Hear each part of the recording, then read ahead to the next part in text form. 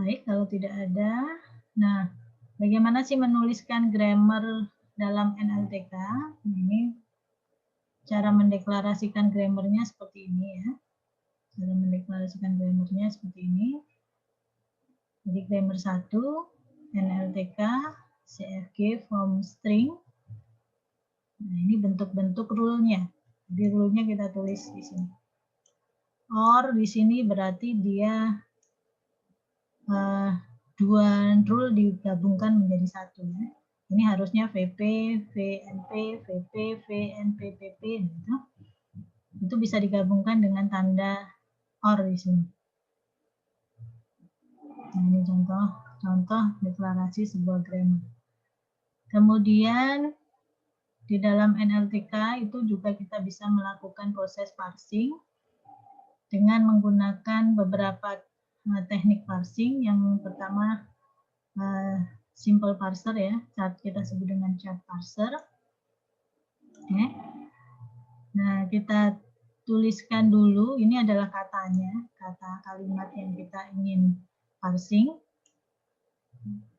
Jangan lupa ini sudah berupa token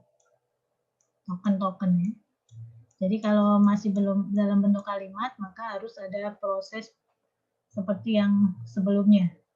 Jadi mulai dari menghilangkan tanda kaca dan seterusnya sampai proses tokenisasi.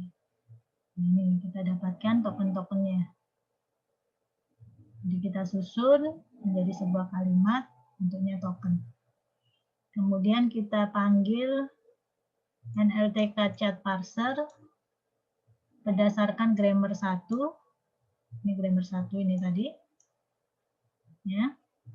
Lalu kita bisa lakukan proses parsing terhadap kata atau kalimat di dalam variabel sen ini. Nah, ini kalau kita berikan perintah ini for tree in parser parsen, kita bisa mencetak tree-nya. Jadi cetak tree-nya itu bentuknya seperti ini. Ini seperti proses penguraian ya. S, NP, kemudian Mary, kemudian VP, V. Ini susunannya berupa proses penguraian atau derivasi. Ini hasilnya.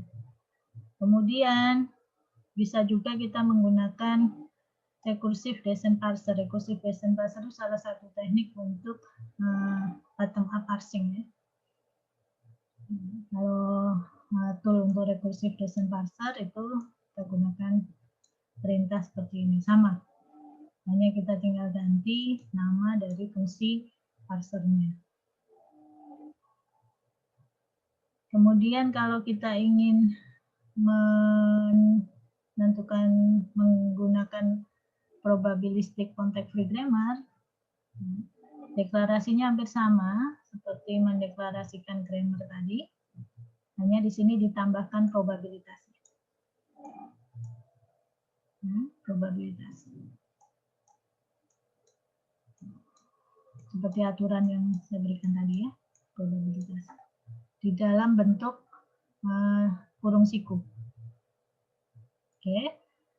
Kemudian ini kalau kita berikan perintah print grammar nanti akan muncul seperti ini.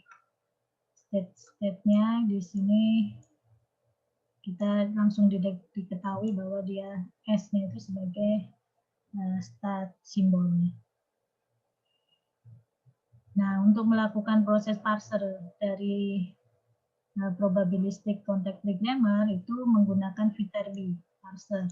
Ini Viterbi itu sebuah algoritma yang biasa digunakan dalam hidden Markov model.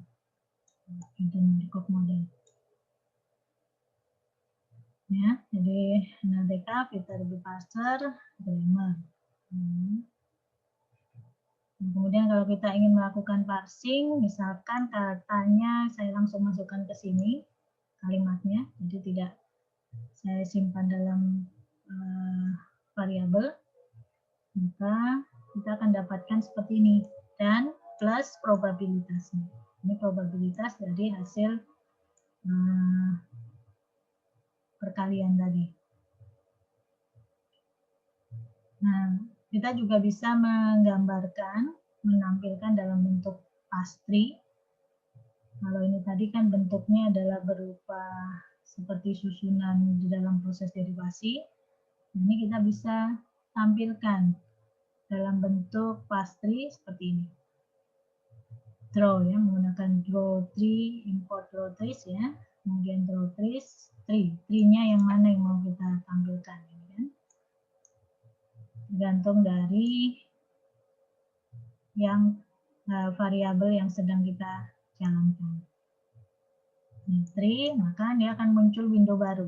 Window barunya akan berupa bentuk seperti ini. Oke, ini materi yang bisa saya sampaikan hari ini.